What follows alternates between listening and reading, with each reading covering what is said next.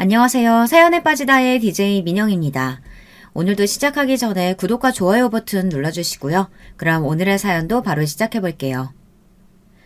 안녕하세요. 매번 남들의 사연을 듣기만 하다가 처음으로 용기를 내어 제 이야기를 적어 보내봅니다. 글재주가 별로 없어 채널에 올라온 사연들처럼 재밌게 이야기를 풀어나갈 수 있을지 모르겠네요. 일평생 남들 이야기는 많이 들으며 살아왔어도 제 얘기를 남들에게 해본 적이 없거든요. 저는 몹시 가난한 집안에서 자랐습니다. 그냥 가난하다 말할 만한 수준이 아니고 정말 찢어지게 가난했어요. 저희 부모님께서는 젊은 시절 두 분 다 의료공장에서 일하셨고 그곳에서 눈이 맞아 결혼을 하셨다고 합니다. 어려운 형편이었지만 당시에는 두 분 다 젊으시고 열심히 일할 만한 체력이 있었기에 어떻게든 한 푼 두 푼 아끼며 삶을 이어나가셨다고 해요. 그러나 당연히 두 분이서 공장에서 일해 벌 수 있는 돈은 몹시 적은 금액이었고 형편은 나아질 기미가 보이지 않았다고 합니다. 게다가 두 분은 노쇠하신 할머니까지 모시며 살아야 했기에 더욱더 어려운 형편이었어요. 그런 힘든 환경 속에서도 어머니 아버지께서는 3남매를 낳아 기르셨고 저는 3남매 중에 장녀였습니다. 제가 어렸을 적 살던 집은 아주 낡고 오래된 구옥이었습니다. 아버지가 어렸을 적부터 살아오신 집이었기에 구옥 중에서도 몹시 오래된 편이었어요. 문 사이로 우풍이 들어오거나 쥐나 벌레가 방을 드나들 정도로 열악한 환경이었죠. 하지만 어린 시절에 저는 그런 집에 아무런 불만이 없었습니다. 제가 살던 집이 다른 사람들의 사는 집과는 다르다는 사실을 그때는 몰랐으니까요. 저와 동생들은 학교에 들어갈 나이가 될 때까지 부모님이 일을 나가 계시는 동안 낡은 집에서 아프신 할머니와 함께 지냈습니다. 어린 저와 동생들이 주로 하며 놀았던 놀이는 누가 먼저 곤충을 발견해 잡아오나 그런 것들이었어요. 집 주변의 들판을 뛰어다니며 삐비를 뽑아먹기도 했죠. 혹시 여러분도 삐비를 알고 계시려나요? 시골에선 흔히 볼 수 있는 풀이었는데 요즘은 보기가 많이 힘들어졌다고 하더라고요. 삐비 여러 개를 모아 껍질을 쑥 벗겨 하얀 속살을 씹으면 꼭 껌 같은 식감의 단맛이 입에 퍼졌어요. 가난한 형편에 간식은커녕 끼니도 제대로 챙겨 먹지 못했던 시절이었으니 꽃을 따다 꿀을 빨아먹기도 하고 메뚜기를 잡아 구워 먹기도 했습니다. 그때는 온갖 자연이 전부 우리의 놀이터이자 식량 창고였죠. 저희 집은 몹시 가난하긴 했으나 결코 불행한 가정은 아니었습니다. 부모님께서는 몹시 금슬 좋으신 부부였고 언제나 저희를 먹여 살리기 위해 열심히 일하셨어요. 어머니께서는 하루 종일 의료공장에서 미신기를 돌리며 제복 일을 하셨고 아버지께서는 지게차를 운전하시며 우류들을 나르셨습니다. 두 분은 모두 새벽같이 일을 나가 해가 다 졌을 때쯤에야 피곤한 몸을 이끌고 집에 돌아오셨지만 저희 앞에서는 언제나 웃는 얼굴이셨어요. 늦은 밤이면 가족들 모두가 한 방에 둘러앉아 군고구마를 먹으며 이야기꽃을 피웠던 기억이 납니다. 그러던 어느 날이었어요. 그날도 평소와 다름없이 동생들을 데리고 바깥에서 한참을 놀다가 늦은 저녁이 되어서야 집에 돌아갔습니다. 말도 없이 늦게 들어왔다고 어머니께서 화를 내실까 걱정이었는데 웬일로 부모님께서는 두 분 다 아직 집에 돌아오시지 않았더라고요. 집에 계셔야 할 할머니께서도 보이지 않았습니다. 집은 텅텅 비어 있었고 인기척이 전혀 느껴지지 않았어요. 모두 어디로 가버린 것인지 알 수 없었지만 저는 일단 동생들을 데리고 방에 들어가 어른들을 기다렸습니다. 그러나 시간이 아무리 흘러도 그 누구도 집으로 돌아오지 않았어요. 어린 동생들은 배가 고프다고 울기 시작했어요. 주방을 뒤져보았지만 먹을 만한 것은 아무것도 나오질 않았고 결국 저는 줄인 배를 움켜잡고 동생들을 달래며 긴 밤을 보내야 했습니다. 그날 밤 어떻게 잠들었는지 기억도 잘 나지 않아요. 눈을 떴을 때는 이미 날이 밝아 있었고 집 마당에 시끄러운 소리가 들려왔습니다. 급하게 자리에서 일어나 문을 열고 나가자 대문 앞에 마을 사람들이 몰려 웅성거리고 있었어요. 그리고 그 사이에서 어머니와 아버지가 모습을 보이셨습니다. 아빠, 다리가 왜 그래요? 그날 사람들 사이로 힘없이 대문을 걸어 들어오시던 아버지의 모습이 아직도 생생합니다. 한 팔로는 어머니의 부축을 받고 한 팔로는 목발을 집은 채 걸어오시고 계셨어요. 아버지의 한쪽 다리는 무릎 밑으로 아무것도 보이지 않았습니다. 부모님께서는 두 분 다 몹시 침울한 얼굴이었고 어머니께서는 웅성대는 사람들을 향해 모두 그만 돌아가 달라고 소리를 치셨어요. 마루에 걸터 앉으신 아버지께서는 제 물음에 아무런 대답 없이 그저 한숨만을 내쉬셨습니다. 어머니께서는 그런 아버지 곁에서 한참을 아무 말 없이 우셨어요. 어렸던 저는 그 상황이 도무지 이해가 가질 않았습니다. 도대체 무슨 일이 일어났던 건지, 할머니는 어딜 가신 건지, 아버지의 다리는 왜 이상한 모양이 되었던 건지. 그 뒤로 아버지께서는 공장에 나가지 않으셨어요. 매일같이 방에 틀어박혀서 하루 종일 나오지 않으셨죠. 저희와도 아무런 대화를 나누시지 않았습니다. 아버지께서는 완전히 다른 사람이 된 것 같았어요. 밤늦게 공장에서 돌아오신 어머니께서 한참 동안 방 앞에서 차마 아버지를 부르시지도 못하고 서성이시던 모습이 기억에 남아있어요. 그 이후로 저희 집은 온통 침울한 분위기만이 가득했습니다. 그렇게 냉랭한 나날들이 계속되던 어느 날 어머니께서는 할 말이 있다며 저를 부르셨습니다. 지금 살고 있는 집을 팔고 도시로 이사 가려고 한다. 나 혼자 벌어오는 공장 봉급으로는 갈수록 빚만 늘어나고 있는 판국이야. 어린 너한테까지 이런 얘기 다 털어놓게 되어 미안하지만 넌 맞이 잡니? 앞으로도 네 아버지가 저런 식이라면 난 더 바빠질 거고 너희한테 신경을 기울일 여력이 없을 거야. 이사 준비부터 시작해서 네가 도와줄 일이 많아. 내가 없을 땐 네가 동생들을 지금처럼 잘 챙겨줘야 돼. 할 수 있겠지? 그렇게 말씀하시는 어머니의 얼굴은 몹시 피곤하고 힘들어 보이셨어요. 저는 애써 고개를 힘차게 끄덕였습니다. 어머니께서는 그런 제게 착하다, 착하다라는 말을 반복하시며 등을 토닥여 주셨어요. 그렇게 저희는 오랫동안 살던 낡은 구옥을 떠나 도시로 이사를 가게 되었습니다. 새로 이사를 가게 된 집은 아주 오래된 빌라의 반지하 단칸방이었습니다.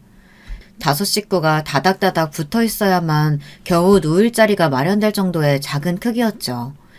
전에 살던 구옥에서도 비가 오는 날이면 물이 새고 틈만 나면 쥐가 튀어나오곤 했지만 반지하방은 구옥보다도 훨씬 좋지 않은 환경이었습니다. 유일하게 나 있는 창문 바로 앞에는 하수구가 있어 온종일 악취가 진동했고 창문 틈으로 지나다니는 이들과 눈이 마주치는 일이 허다했죠. 대문 너머 반지하로 통하는 문은 제대로 닫히지 않아 숟가락 같은 거를 꼽아 안에서 고정시켜야 하는 구조였습니다. 집도 문제였지만 무엇보다도 이사 후 제가 제일 힘들었던 것은 달라진 주변의 환경이었습니다. 전에 살던 구옥의 주변에는 들판과 강, 드넓은 자연이 펼쳐져 있어 동생들을 데리고 마음껏 뛰어놀 수 있었지만 이사간 반지하방 주변에는 온통 건물과 매연을 풍기는 차들만이 가득했어요. 전학간 학교에서는 첫날부터 반지하에 사는 아이라는 말을 들었고 친구들과도 제대로 어울릴 수 없었습니다. 그러나 저는 어머니에게 힘든 티를 낼 수가 없었어요. 제 일이 아니더라도 어머니께서는 언제나 힘들고 지쳐 보이셨거든요. 저까지 어머니에게 마음의 짐을 얹어드리고 싶지는 않았습니다. 아버지께서는 도시로 이사 온 뒤에도 여전히 일을 나가시지 않고 언제나 집에서 하루 종일 TV만 보고 누워 계셨어요. 한 가지 달라진 점이 있다고 한다면 생전 술을 입에도 대지 않으시던 분이 매일같이 술을 드시게 되었다는 것입니다. 술이 많이 취하신 날에는 저희가 보는 앞에서 어머니를 때리시기도 했어요. 언성을 높이며 물건을 던지실 때면 동생들을 데리고 집을 나와 아버지께서 잠드시기 전까지 계단에 앉아있곤 했습니다. 어머니께서는 다음날 엉망이 된 얼굴로 새벽부터 일을 나가셨죠. 저는 그런 어머니가 몹시 안쓰러웠지만 어렸던 제가 할 수 있는 일은 아무것도 없었습니다. 하루빨리 아버지가 옛날처럼 다정한 아버지로 돌아와 어머니와 사이가 좋아졌으면 좋겠다는 허황된 바람만을 속으로 기도할 뿐이었죠. 그러던 어느 날이었어요. 그날은 굉장히 드물게도 아버지께서 외출을 하셨다 돌아오셨고 기분이 몹시 좋아 보이셨습니다. 아버지께서 술에 취하시지 않고도 웃는 얼굴로 보는 것은 아주 오랜만이었어요. 아버지께서는 좋은 분을 만나 도움을 받게 되었다며 앞으로 이런 반지하방에서는 더 이상 지내지 않아도 된다고 말씀하셨습니다. 그날 아버지께서 사들고 오신 후라이드 치킨에서는 정말 맛있는 냄새가 났어요. 동생들과 달려들어 허겁지겁 종이 상자를 비워냈던 기억이 납니다. 그때 먹었던 치킨이 태어나 지금껏 먹었던 음식들 중에 가장 맛있었던 것 같아요. 지금은 나름대로 고급 음식들을 자주 먹고 있는데도 말이죠. 그날 이후로 아버지께서 사주신 음식을 다시는 먹지 못했기 때문에 더 그런 생각이 드는 걸지도 모르겠습니다. 바로 다음날 어머니와 아버지는 완전히 갈라서시게 되었으니까요. 다음날 제가 눈을 떴을 때는 집안이 아주 조용했습니다. 얌전히 기다리고 있으면 아버지께서 오늘도 치킨을 사오시려나 하는 기대를 안고 동생들과 시간을 때우며 날이 저물 때까지 기다렸어요. 그러나 밤이 되었는데도 집에는 어머니도 아버지도 돌아오지 않으셨고 동생들과 저는 찬장에 있던 라면을 꺼내 부숴 먹고는 기다리다 지쳐 잠에 들었습니다. 시끄러운 소리에 눈을 떴을 때는 새벽녘이었어요. 어머니께서는 커다란 가방에 짐을 싸고 계셨고 아버지께서는 그런 어머니께 소리를 지르며 말싸움을 하고 계셨습니다. 나 이제 더 이상 당신 같은 사람하고는 못 살아. 그동안 내가 얼마나 참고 살아왔는지 알아? 당신 다리 그렇게 됐을 때도 난 당신 믿었어. 당신이 금방 극복하고 우리 가족 위해서 일어나 줄 거라고. 근데 당신 꼴을 좀 봐. 당신 그동안 어떻게 살았어? 내가 애들 먹여 살리기 위해서 밖에서 온갖 굳은 일 다 하면서 지낼 동안 당신은 집에서 도대체 뭘 하면서 살았냐고. 그 돈 매일같이 내 몸 갈아가며 모았던 돈이야. 애들 학교라도 제대로 보내주고 싶어서 한 푼 두 푼 어떻게는 꾸역꾸역 모은 돈이라고. 어떻게 그 돈을 그렇게 날려버려? 당신같이 한심한 인간을 도대체 누가 도와주겠어? 생각이라는 걸 조금이라도 해봤으면 당신 절대 그런 짓 못했을 거야. 내가 아니라 당신이 모았던 돈이었으면 그렇게 아무렇게나 남한테 줘버릴 생각은 못했을 거라고. 나 정말 참을 만큼 참았어. 애들 봐서라도 그동안 당신하고 살았던 정을 생각해서라도 버텼는데 도저히 이렇게는 못 살겠어. 당신하고 살면 평생 이렇게 시궁창 같은 인생밖에 못 살 거라고. 알아? 이거 놔! 솔직히 말해서 그 당시에는 어머니께서 하시는 말들이 제대로 이해가 되지 않았어요. 그저 어머니께서 아버지께 몹시 화가 나셨구나. 어머니와 아버지가 헤어지려고 하시는구나. 그 정도로만 상황을 파악할 수 있었죠. 나중에서야 들은 이야기지만 아버지께서는 사기를 당하셨다고 합니다. 그것도 어머니께서 저희를 위해 본인 먹는 것, 입는 것을 줄여가며 한 푼 두 푼 모아두었던 돈이라고 했어요. 사기꾼은 아버지께 좋은 사람인 척 접근해 괜찮은 기회가 있다, 투자를 한번 해봐라 제안했고 아버지께서는 그 사기꾼을 껌뻑 믿고 어머니께서 모아두신 돈을 모두 가져다 바쳤다고 합니다. 당연히 사기꾼은 돈을 받자마자 연락이 끊겼고 그대로 종적을 감춰버렸습니다. 그 사실을 알게 되신 어머니께서는 더 이상 아버지와 함께 살아갈 의지와 삶에 대한 희망을 모두 잃어버리셨고 더 이상은 못 참겠다며 짐을 싸서 집을 나가시려던 것이었죠. 저와 동생들은 엉엉 울며 어머니의 바지가랑이를 붙잡고 가지 말라고 떼를 썼어요. 하지만 어머니께서는 저희를 두고 그렇게 집을 나가버리셨습니다. 그 뒤로 며칠간 저는 학교도 나가지 않고 집에서 동생들을 돌봤어요. 어머니께서 집을 나가신 이후로 아버지께서도 한동안 집에 돌아오지 않으셨습니다. 집에는 저와 어린 동생들 뿐이었고 먹을 것이 없었어요. 동생들은 배고프다고 울며 저를 보챘고 저도 등가죽이 배에 달라붙기 직전이었습니다. 결국 저는 같은 빌라에 살고 계시던 집주인 아주머니를 찾아가 자초지종을 설명하고 먹을 것을 얻어왔습니다. 아주머니께서는 사정이 딱해서 도와주기는 하지만 지금도 월세가 많이 밀려있다며 이번 달 안에 월세를 내지 못하면 방을 빼고 나가야 한다고 말씀하셨습니다. 너희 부모님 혹시 너희 버리고 도망간 건 아니지? 확실히 돌아오기는 하는 거지? 하는 아주머님의 물음에 괜시리 당연하죠! 하고 소리를 빽 지르고 돌아왔던 기억이 나요. 아주머니 앞에서는 화를 냈지만 당시에 저는 솔직히 너무 무서웠습니다. 이대로 부모님이 두 분 다 돌아오시지 않으면 어떡하지 이런 두려움에 눈물이 났어요. 아무것도 모르는 동생들도 계속해서 울며 어머니를 찾았습니다. 그렇게 며칠이 흘렀고 집에 먼저 돌아오신 것은 아버지가 아니라 어머니셨습니다. 너희들 꼴이 그게 뭐야? 아빠는 어디 갔어? 밥은 먹었어? 어머니께서는 며칠 사이 엉망이 된 저희의 꼴을 보시고는 눈물을 터뜨리셨습니다. 어머니께서는 집을 떠나신 후로 영영 돌아오지 않을 생각이었다고 하셨습니다. 그러나 저희가 눈앞에 아른거려 도저히 혼자서는 떠날 수 없으셨다고 합니다. 며칠간을 고민하다 결국 집에 다시 돌아왔지만 아버지께서는 집에 계시지 않았고 저희가 방치되어 있는 모습을 보시고서는 몹시 분노에 차셨어요. 재활용조차 못할 인간이라면서요. 어머니께서는 그렇게 저와 동생들을 데리고 집을 나오셨습니다. 4명이 된 저희 식구는 아이러니하게도 아버지와 함께 지낼 때보다는 훨씬 화목하고 행복했어요. 물론 새로 구한 집도 여전히 오래된 빌라의 단칸방이었고 형편도 넉넉치는 않았지만 매일같이 방에 들어누워 술을 마시거나 물건을 던지시며 욕을 하시던 아버지가 사라진 집안은 몹시 평화로웠습니다. 어머니는 여전히 아침부터 저녁까지 저희를 먹여 살리시기 위해 일을 하시느라 바쁘셨기에 집안일을 온전히 저의 몫이었어요. 저는 학교를 다니면서도 집안 청소며 빨래, 동생들의 뒷바라지를 모두 도맡아 했습니다. 그렇게 시간이 흘러 저는 고등학생이 되었고 그날 평소보다 조금 일찍 집에 돌아오신 어머니께서는 드물게도 혼자 술잔을 기울이셨습니다. 그런 어머니의 맞은편에 앉아 오늘 밖에서 무슨 일 있으셨냐며 조심스레 물었어요. 그러니 어머니께서는 한숨을 쉬시며 잠시 뜸을 들이셨어요.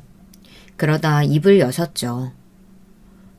오늘 연락받았는데 네 아빠가 죽었대. 간암에 걸려서 죽었다고. 그렇게 술을 마셔대더니 내 그럴 줄 알았다. 갑작스러운 소식에 저도 기분이 이상했어요. 분명 아버지를 많이 원망하기는 했지만 그래도 어린 시절에 아버지와 함께했던 좋은 기억들도 조금은 남아있었으니까요. 뭐라고 대답을 해야 할지 망설이던 차에 술잔을 기울이시던 어머니께서 다시 이야기를 시작하셨습니다. 그날은 유난히 날씨가 덥던 여름날이었어. 미신기를 돌리는데 땀이 뚝뚝 떨어져서 옷감이 젖을 정도였지. 공장 안은 완전히 찜통이었어. 환기구가 돌아가곤 있었지만 시원하기는커녕 완전히 뜨거운 바람만이 불었다. 몹시 다들 지쳐 있었어. 멍하니 미신기를 돌리고 있는데 갑자기 바깥쪽에서 커다란 소리가 났어. 뭔가 무거운 것이 바닥에 떨어지는 듯한 소리였고 사람들이 웅성거리는 소리가 이어졌다. 바깥에서 무슨 사고가 났나 싶었지만 그건 나와 별 상관없는 일이었어. 당시에 나한테는 할당량을 빠르게 채우고 너와 네 동생들이 기다리고 있는 집으로 돌아가는 일이 더 중요했으니까. 그러나 곧 어떤 일꾼이 내게 다가와서 네 아빠 이름을 말하며 그 사람 부인이 맞냐고 물어오더라. 그렇다 대답하니까 빨리 나와보라고 내게 손짓을 했어. 어안이 벙벙해서 그 사람을 따라갔지. 그렇게 나간 바깥에서는 바닥에 쓰러져 있던 사람을 여러 일꾼들이 둘러싸고 있었고 바닥에 누워있던 사람은 다름 아닌 네 아빠였다. 네 아빠의 한쪽 다리가 완전히 짓뭉개져 있었어. 철제 박스가 네 아버지 위로 쓰러졌고 미처 피하지 못했던 그 사람은 한쪽 다리를 잃고 만 거야. 그날은 정말 더웠고 온몸에 땀이 비오듯이 나더구나. 눈앞의 풍경이 실제인지 환상인지 분간이 가지 않았어. 머리가 핑 돌고 그대로 바닥에 쓰러지고 말았지. 눈을 떴을 때는 병원이었어. 이미 네 아버지는 수술을 마친 뒤고 다리가 있어야 할 곳은 텅 비어있더구나. 소식을 듣고 병원에 달려오신 어머님께서는 충격에 쓰러지셨고 그렇게 쓰러지신 후 다시는 일어나지 못하셨어. 그렇게 허무하게 돌아가셔 버린 거지. 한쪽 다리를 잃은 네 아빠를 부축한 채 집에 돌아오는데 너무나 앞길이 막막하더구나. 너희에게 이 상황을 어떻게 설명해야 할지도 모르겠고 어머니의 죽음을 슬퍼할 겨를도 없었고 너도 알다시피 그날 이후로 네 아빠는 완전히 다른 사람처럼 변했다. 무슨 일이 있어도 언제나 밝고 긍정적이었던 사람이었는데 어떤 고난과 어려움이 있어도 함께 헤쳐나가자 얘기하던 사람이었는데 완전히 다른 사람이 됐어. 다른 사람들이 자기를 다리병신이라고 손가락질한다고 생각했고 나에게도 매번 공격적인 말투였다. 당신도 속으로 날 비웃고 원망하고 있는 거 다 안다고. 난 항상 아니라고. 당신 믿고 있다. 우리는 이겨낼 수 있다. 그렇게 그 사람을 응원해 주었지만 아무 소용없는 일이었어. 네 아버지는 점점 사람들 앞에 나서는 걸 두려워하고 있었고 피해의식에 사로잡혀 있었다. 생전 술이라면 입에도 대지 않던 사람이 매일같이 술을 마시며 폭력을 쓰기 시작했어. 처음 몇 번은 참았지만 너희들 앞에서도 손을 휘두르니 너무나 괴롭더구나. 몇 번이고 진지하게 이야기를 꺼내봤지만 네 아버지는 더 이상 예전에 그 사람이 아니었다. 매일매일 지옥이었다. 그렇지만 난 너희를 보며 버텨냈어. 비록 나는 시궁창 같은 인생을 살고 있어도 너희들에게만은 이런 인생이 아닌 다른 인생을 살게 해주고 싶었다. 그래서 허리띠 죽어라 졸라매며 돈을 모았어. 한 푼, 두 푼 식당 일하며 청소 일하며 닥치는 대로 모든 일을 하며 모았지. 그렇게 몇 년간 죽을 힘을 다해 모은 돈이었어. 그런데 네 아버지가 한순간에 그걸 날려먹은 거야. 그 사기꾼은 투자를 하면 돈을 몇 배로 다시 돌려주겠다고 호언장담했고 네 아버지는 순진하게도 그 말을 모두 믿고 통장을 가져다 바치고 보증까지 섰다. 사기꾼은 그 모든 걸 받고 종적을 감췄고 그 사실을 알게 된 순간 난 정말 죽고 싶은 마음뿐이었어. 지금껏 어떻게든 버티며 꾸역꾸역 살아온 내 인생, 내 모든 세월이 부정당하는 기분이었다. 그렇게 집을 나갔고 실은 그날 목숨을 끊을 생각이었지. 근데 너랑 네 동생들 얼굴이 눈앞에 아른거려서 도저히 혼자서는 죽을 수가 없더구나. 너한테는 항상 미안한 마음뿐이다. 내가 힘들다는 핑계로 네게 너무 무거운 짐을 지은 거 다 알고 있다. 내게는 평생 사죄해도 모자라. 네가 도대체 무슨 죄가 있겠어. 나 같은 못난 부모 둔 것이 죄라면 죄겠지. 도무지 너를 볼 낯이 없구나. 그렇게 어머니는 제 앞에서 한참을 오열하셨습니다. 저도 그런 어머니의 말씀에 눈물이 왈칵 쏟아졌어요. 어머니께서는 제게 아무런 죄가 없다고 하셨지만 그러는 어머니께서는 무슨 죄가 있으셨겠어요. 그저 사랑하는 남편을 믿고 결혼을 하고 아이를 낳고 있는 힘껏 최선을 다해 열심히 살아오셨을 뿐인데 저는 어머니가 전혀 원망스럽지 않았습니다. 오히려 너무 안쓰럽고 죄송스러운 마음뿐이었어요. 그리고 지금껏 어머니께서 조금이나마 마음의 짐을 더실 수 있도록 더 열심히 어머니를 돕고 동생들 뒷바라지를 하며 살아왔습니다. 저는 비록 대학교에 진학하지 못했지만 동생들만은 많이 배우기를 바랬고 고등학교를 졸업한 후 낮에는 마트에서 계산원 일을 밤에는 청소 일을 했어요. 몸은 몹시 고되고 힘들었지만 동생들이 좋은 대학에 진학하는 모습을 보며 너무나 행복했습니다. 당시의 제 삶은 언제나 저보다는 어머니 그리고 동생들이 먼저였어요. 저의 행복보다는 가족들의 행복이 우선이었고 저는 배고프더라도 동생들은 하나라도 더 먹이고 싶은 마음이었습니다. 어머니께서는 그런 저에게 언제나 미안한 마음을 가지고 계셨기에 동생들도 모두 대학에 진학했고 자기 앞가림은 스스로 할 수 있는 나이가 되었으니 이제는 너도 네 삶을 더 돌보라고 말씀하셨어요. 그러나 막상 저 스스로를 돌보려고 하니 뭐부터 시작해야 할지 잘 모르겠더라고요. 저는 지금껏 살아오며 여운이 즐거움이니 그런 것들을 즐겨본 적이 없었으니까요. 안녕하세요. 요즘 날씨가 참 덥죠. 뵌지는 꽤 오래됐는데 인사를 드리는 건 처음이네요. 그런 제 삶에 나타났던 즐거움은 다름 아닌 저희 남편이었습니다. 남편과 처음 만난 것은 제가 일하던 마트에서였어요.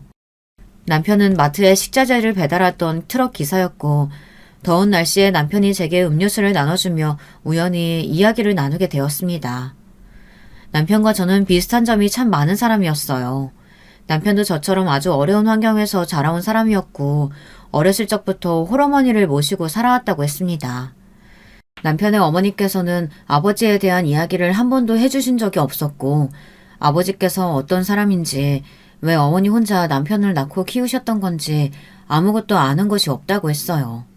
남편 또한 저처럼 반지하방에서 자라면서 아픈 어머니를 부양하느라 공부는 꿈도 꿀 수 없었다고 합니다. 고등학교를 졸업하자마자 면허를 따서 운전기사 일을 시작했다고 했습니다. 어머니께서는 얼마 전 오래전부터 앓고 계시던 암으로 돌아가셨다고 해요. 그것마저도 저희 아버지와 똑같았습니다. 저는 공통점이 많은 남편과 점점 가까워지기 시작했고 결국 저희는 연인으로 발전하게 되었습니다. 남편은 저의 어려운 집안 사정과 제가 자라온 환경을 누구보다도 잘 이해해주는 사람이었어요. 저는 이 사람과 함께라면 남은 인생을 행복하게 살 수 있을 거라는 확신이 들었어요. 그렇게 저와 남편은 결혼을 하게 되었고 제 결혼 소식을 들은 가족들은 모두 기뻐했습니다. 물론 결혼을 했다고 해서 갑자기 형편이 좋아졌다거나 모든 일들이 술술 잘 풀리게 된 것은 아니었어요. 저와 남편은 여전히 단칸방에 살고 있었고 그리 부유하지도 않았지만 그래도 남편과 함께 보내는 일상은 너무나 행복했습니다. 주말마다 가까운 곳으로 나들이도 가고 가끔은 외식도 하고 함께 장도 보면서요. 그렇게 평화로운 나날들이 계속되던 어느 날이었어요. 여보, 사실 할 말이 있어. 사실 나 어제 우리 아버지 만나고 왔어. 지난 세월 동안 한 번도 먼저 남편과 시어머니를 찾은 적이 없으셨던 시아버지께서 갑작스레 남편에게 연락을 해오셨다고 했습니다. 갑작스러운 연락이 당황스럽기는 했지만 남편은 언제나 아버지에 대해 궁금해했었고 결국 시아버지를 만나러 다녀왔다고 했어요. 아버지께서 연락이 오셨다는 것만으로도 충분히 놀랄 일이었는데 더 놀라운 소식은 그것뿐만이 아니었습니다. 약속 장소에 나타나신 시아버지께서는 무려 한 회사의 사장님이셨고 한눈에 봐도 몹시 부유해 보였다고 했습니다. 약속 장소도 남편은 태어나 한 번도 가본 적 없던 고급 식당이었고 정말 이런 사람이 내 아버지가 맞나 하는 생각마저 들었다고 했습니다. 솔직히 처음에는 원망스러운 마음이 먼저 들었어. 이렇게 부유한 형편에 돈이 많은 사람이었다면 나랑 어머니를 왜 그런 환경에서 살게 둔 건지. 조금이나마 도움을 줄 수는 없었던 건지. 그런데 아버지께서는 그동안 내 존재를 모르고 살아오셨다고 하더라. 어머니와 아버지께서는 젊은 시절에 연인이셨대. 그런데 어머니께서 어느 날 갑자기 이별을 통보하고 사라져버리신 거야. 어머니께서는 아버지 집안에 비해 몹시 가난한 집안 출신이셨거든.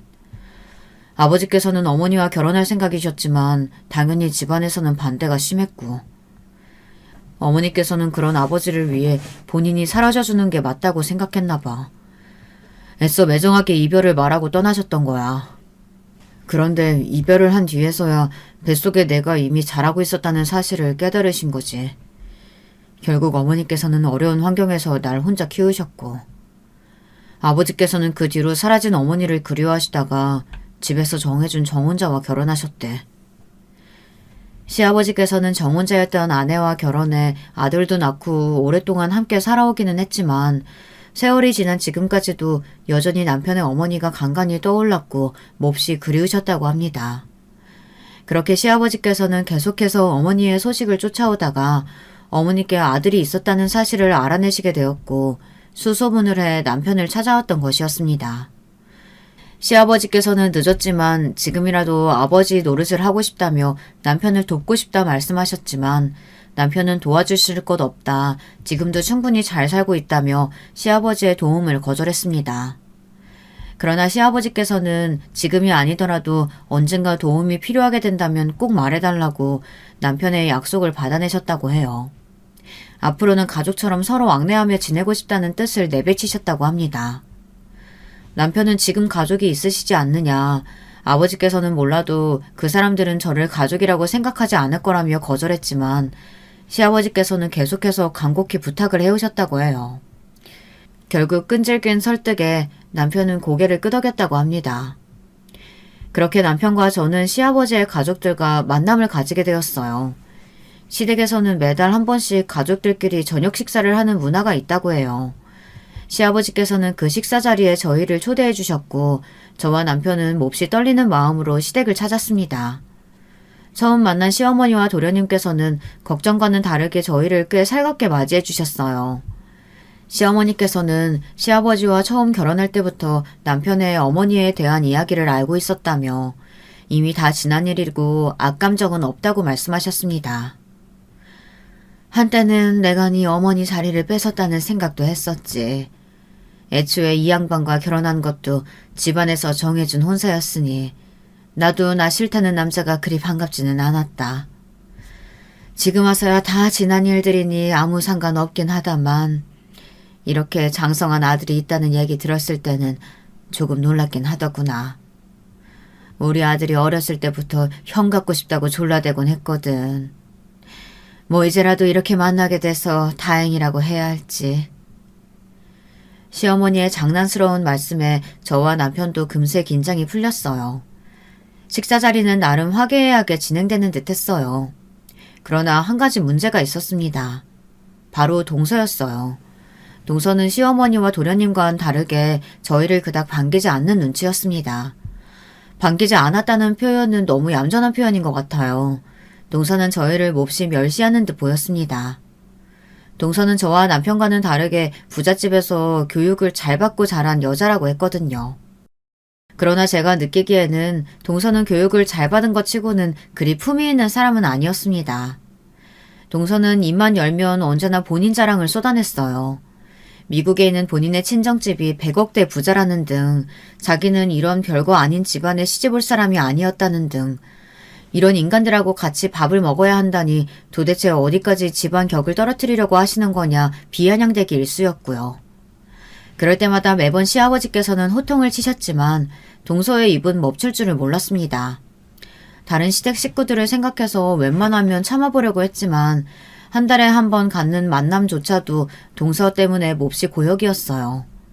결국 저희는 더 이상 저녁 식사에 참여할 수 없을 것 같다는 뜻을 시아버지께 전했습니다. 시아버지께서는 몹시 아쉬우신 눈치였어요. 하지만 자리가 불편하다는 남편의 말에 더 이상의 강요를 하시지는 않았습니다. 그렇게 시댁과의 저녁 식사는 중단되었지만 시아버지와는 여전히 교류를 하며 일상을 보내던 중이었습니다. 얼마 후에 우리 가족 행사가 있다. 이런 자리 부담스러워하는 거 알고 있지만 이번에는 꼭 참여를 해줬으면 좋겠구나. 행사에 친인척들과 지인들이 많이 올 거야. 그 사람들한테 너와 며느리를 소개시켜주고 싶구나. 시아버지께서는 얼마 후에 가족 행사가 있다며 저와 남편이 그 행사에 참여하기를 원하셨어요. 그 행사는 다름 아닌 동서 아들의 돌잔치였습니다.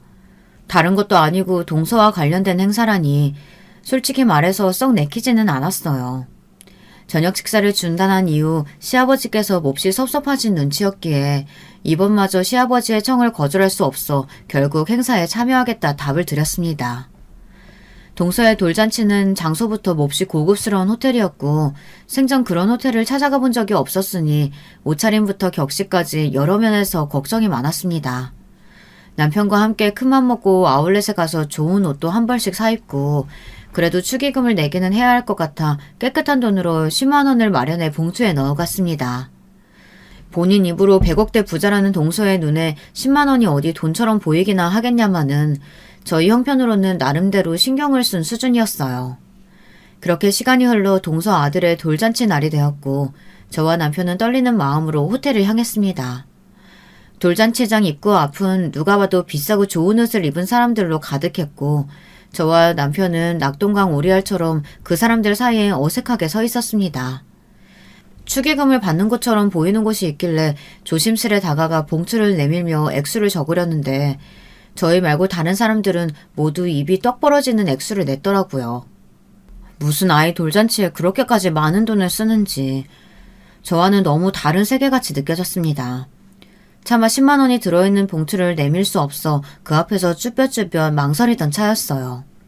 그런 저희가 남들이 보기에도 몹시 이 자리와는 어울리지 않는 사람들이었는지 갑작스레 정장을 입은 사람들이 저와 남편 옆으로 다가왔습니다. 당신들 오늘 행사와 관련된 사람들 맞습니까? 초대장 있어요? 네? 초대장이요? 그런 거 없는데. 저희 오늘 행사하는 사람들 가족이에요. 아이 아빠가 이 사람 동생이거든요. 동서! 난처한 상황에 처해 있던 차에 마침 아이를 품에 안고 손님을 맞이하던 동서와 눈이 마주쳤어요. 그때만큼 동서가 반갑게 느껴졌던 적이 없었죠. 그러나 당연히 다가와서 도움을 주리라고 생각했던 동서는 마치 저희를 처음 보는 사람인 양 인상을 찌푸리고 고개를 돌렸어요. 아무 일도 없었다는 듯 다른 손님들을 맞이했습니다.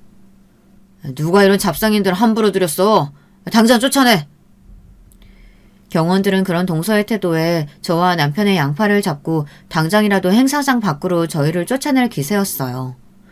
그런 게 아니라 정말 가족이 맞다고 소리를 쳤지만 아무도 들어주질 않았습니다. 너무나 억울하고 부끄러워서 눈물이 날 것 같았어요. 지금 내 며느리한테 뭐 하는 짓인가? 당장 내려놓지 못해? 갑작스러운 시아버지의 호통에 저희를 끌고 가려던 경호원들은 모두 놀라 손을 내려놓았습니다. 큰 소리에 행사장 안에 있던 모두가 저희를 주목하고 있었어요. 시아버지께서는 몹시 무서운 표정으로 성큼성큼 저희 앞으로 다가오시더니 아이를 안고 있던 동서의 뺨을 거세게 올려치셨습니다. 짝 하는 큰 소리가 호텔 로비에 울렸고 돌잔치에 찾아온 손님들은 모두가 깜짝 놀라 입을 틀어막았습니다. 그동안 네가 오만방자하게 구는 걸 전부 참고 넘어갔지만 더 이상은 안 되겠다. 어디서 이 많은 사람들 앞에서 내 아들 부부를 잡상인 취급을 해? 네가 뭐가 그리 잘났다고 이리 인면수심 구는 거냐? 아버님, 지금 뭐 하시는 거예요? 제가 저 사람들에 비하면 잘났죠. 저런 못 빼어먹은 집 사람들하고 저를 어떻게 비교하세요? 미국에 계시는 저희 부모님께서 제가 뺨 맞은 걸 아시면 가만히 있지 않으실걸요. 너라는 애는 아주 입만 열면 거짓말이구나. 내가 그동안 정말 몰라서 네 거짓말 눈 감아준 줄 알아? 네? 아버님, 그게 무슨 말씀이세요? 저희 부모님은 미국은 무슨! 시끄럽다! 이 많은 사람들 앞에서 더 망신당하고 싶지 않으면 당장 둘한테 제대로 사과해라. 시아버지의 말에 기세등등했던 동서의 얼굴이 새파랗게 질리더라고요. 주변에 모두가 저희들을 바라보고 있었고 동서는 입술을 꾹 깨물고는 저희 앞에 다가와 고개를 숙였습니다. 형님, 죄송합니다. 제가 잠시 사람을 헷갈렸던 것 같아요. 일부러 그랬던 건 아니에요. 제가 흥분해서 말실수했어요. 용서해 주세요. 어째 여기서 제일 못 배워먹은 건 너 같구나. 말하는 꼴하고는. 동서의 사과에도 시아버지께서는 불만이 가득한 표정이었어요. 하지만 돌잔치가 시작될 시간이었고 결국 사건은 그렇게 일단락되었습니다. 그 뒤로 동서는 저와 남편을 대하는 태도가 180도 변했습니다. 전에는 걸핏하면 못 배워먹었네 어쩌네, 가난한 집안 출신은 이래서 안 되네 하며 시비를 걸어오더니 갑작스럽게 형님 하며 친한 척을 해오더라고요. 이제 와서 동서와 친하게 지내고 싶은 마음도 전혀 없었고 무슨 이유에서인지 갑작스레 살갑게 굴어오는 모습이 오히려 더 불편하게 느껴졌습니다. 동서가 먼저 말을 걸어올 때마다 저는 언제나 칼같이 이야기를 잘랐어요. 동서는 그런 제 태도가 마음에 들지 않는 듯 했습니다. 저랑 얘기 좀 해요, 형님. 도대체 뭐가 문제예요? 제가 얼마나 더 형님 비위를 맞춰드려야 하는데요. 이만큼 했으면 됐잖아요. 이래서 못 사는 사람들은 안 된다니까. 정도가 없어, 정도가. 고집이 왜 그렇게 세요? 없이 살았으면 자존심이라도 접을 줄 알아야죠. 아버님이 좀 예뻐하시니까 눈에 뵈는 게 없으세요? 그쪽 남편만 아들이에요? 저희 남편도 똑같은 아버님 아들이에요. 그것도 정실 부인 아들이요. 당신네들 같은 종자랑은 비교가 안 된다고요. 동서, 갑자기 무슨 말인지 모르겠네. 없이 살았으면 자존심이라도 접을 줄 알아야 한다니. 내가 언제 동서 앞에서 자존심 부린 적 있어? 오히려 그건 내가 하고 싶은 말이야. 동서야말로 자존심 좀 그만 부려. 부잣집에서 좋은 교육받고 자랐다는 사람이 왜 그렇게 품위가 없어? 처음 만나는 자리에서부터 사람 면전에 대다고 욕할 때는 언제고 이제 와서 갑자기 왜 친한 척이야? 뭔가 캥기는 거라도 있는 모양이지? 뭐예요? 내가 캥기는 게 뭐가 있다고 그래요? 모 눈에는 뭐만 보인다더니 어이가 없어서. 그렇게 동서는 화를 내며 먼저 자리를 떠버렸고 그 이후로 되지도 않던 착한 동서 놀이는 끝이 났는지 제게 친한 척 말을 걸어오지는 않았어요. 그렇지만 시아버지 앞에서는 여전히 순한 양처럼 굴었습니다. 동서가 시아버지께 뭔가 약점이 잡힌 것이 분명했어요. 심증은 있었지만 물증은 없었죠. 그날의 일을 직접 목격한 것은 저와 남편뿐만이었으니 시어머니와 도련님께서는 전혀 아는 바가 없어 보였고요. 그렇게 묘한 기류가 흐르던 날들이 계속되었고 얼마 지나지 않아 일이 터졌습니다. 그날은 시아버지의 생신이었고 가족들은 물론 회사 사람들이 모두 모여 생신 기념 피로연을 열었습니다. 시아버지께서는 지난 가족 행사에서 저와 남편을 제대로 소개시키지 못했다며 이번 행사에서는 정식으로 인사를 시키겠다고 말씀하셨어요. 남편은 조금 부담스러워하는 눈치였어요. 그러나 시아버지께서 완고하셨고 결국 행사 중간에 남편을 옆으로 불러 세우셨어요. 여러분, 제가 얼마 전에 찾게 된 저희 장남입니다. 오랜 세월 동안 존재조차 모르고 있다가 이제야 만났죠. 저와 쏙 빼닮지 않았습니까? 하하하, 정식 소개가 늦었네요. 옆에는 제 첫째 며느리입니다. 이제 한 가족이나 다름없는 사람들이니 잘 부탁드립니다. 남편과 저는 어색하게 웃으며 연회장 안의 사람들과 인사를 나눴어요. 동서는 그 모습을 몹시 안입고게 바라보고 있었죠. 인사가 끝나갈 때쯤 시아버지께서는 저희 앞으로 처음 뵙는 남자분을 데려오셨습니다. 이쪽은 내 오랜 친구. 미국에서 지내시다 오랜만에 한국 들어와서 얼굴도 볼 겸 초대했네. 아, 그러고 보니 우리 둘째 며느리랑은 아는 사이일지도 모르겠구만. 자네가 강의하는 그 대학 출신이거든. 그래? 한인 동문회에서 본 적이 없는데 무슨 과라고 했었지? 내 주변에 아는 사람이 있을지도 모르겠네. 그러니까 제가 학교 다닐 때 당시에 좀 바빴거든요. 네, 많이 바빴죠. 그리고 한인들보다는 외국인들하고 주로 어울리기도 했고요. 제가 미국에서 태어나서요. 한인 동문회 같은 게 있었나요? 전 들어본 적이 없는데요.